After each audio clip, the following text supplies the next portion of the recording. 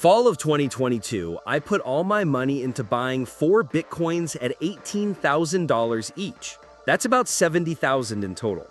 Then Bitcoin started rising, first to $40,000, then $70,000, and finally it shot up to $100,000. Now one coin costs around $120,000. Yay! Congrats to me! Applause! But do I still have those Bitcoins? No, I sold them at $30,000. Honestly, this is one of the dumbest moves I've ever made in crypto. As a result, I missed out on about $400,000. It happens, but it's okay. Instead of chasing FOMO, I learned my lesson and moved on.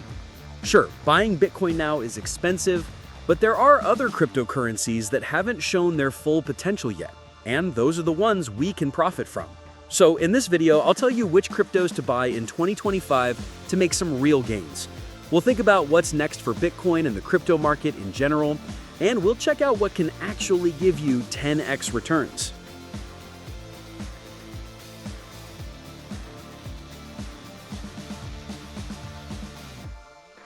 Alt season, a word everyone close to crypto knows. It's that magical time when everything around you just blows up.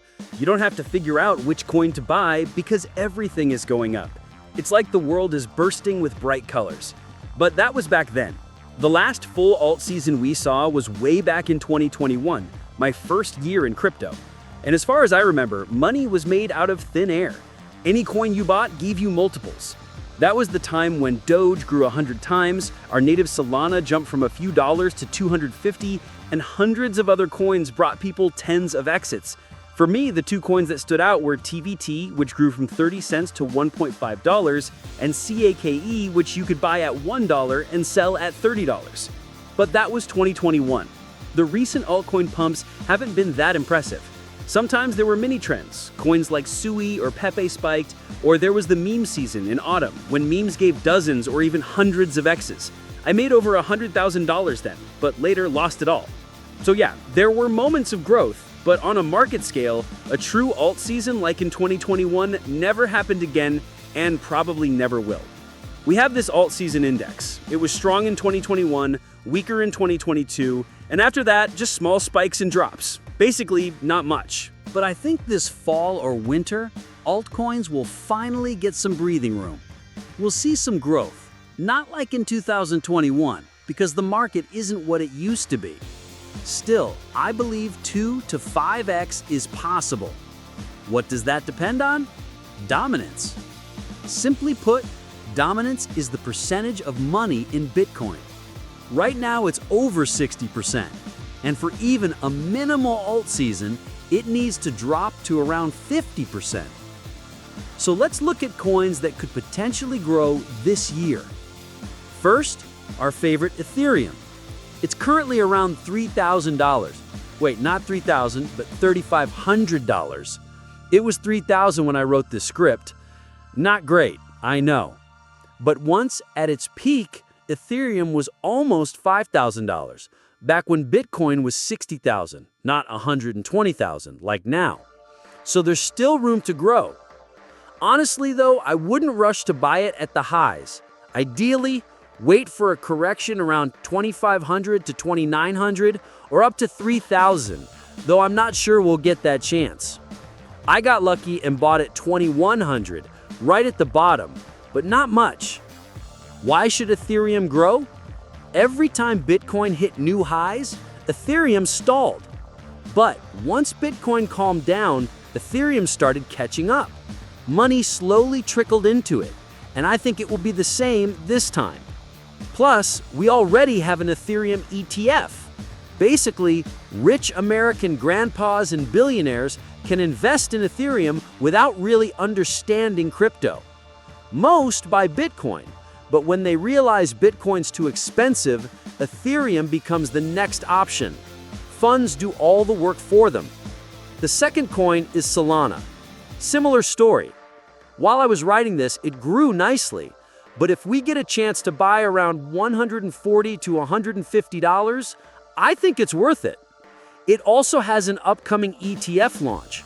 I'd love to see it hit $300. Next up is the well-known meme coin Pepe.